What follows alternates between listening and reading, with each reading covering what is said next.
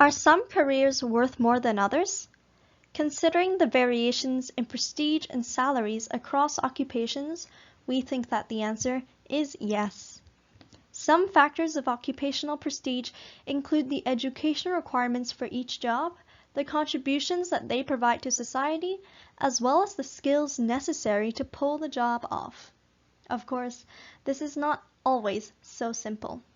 Sometimes there is a disconnect between the salary of a job and the actual level of education required. Similarly, the social status of an occupation may not reflect the importance of the role. Some jobs that are most affected by this are heed careers.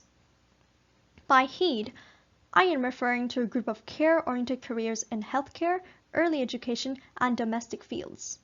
Heed careers, which include teachers, nurses, and therapists, are often seen as easy or low-status jobs, but they provide services that keep our society functioning. They are also made up of mostly women. So when heed careers are devalued and paid poorly, it may lead to both a shortage of important services as well as the exacerbation of inequality issues, such as the gender wage gap. But is this devaluation universal? We think that there might be differences in individual and cultural values which affect how heed is perceived across cultures. On the individual level, communion refers to the desire to foster meaningful relationships with others, whereas agency is more about personal achievements.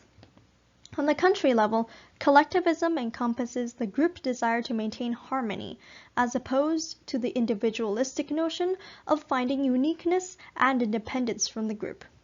Looking at these two levels of value systems, we have two hypotheses. Firstly, we suspect that individuals who value communion more will be more supportive of increasing heed pay than those high in agentic values. Secondly, we think that countries with higher collectivism scores will, as a whole, similarly be more likely to support increasing heed salaries. To study these possible relationships, we will be using multi-level modeling to analyze data collected from 56 different countries to look for the effects of both individual-level communion and country-level collectivism on the extent to which people support paying heed careers more.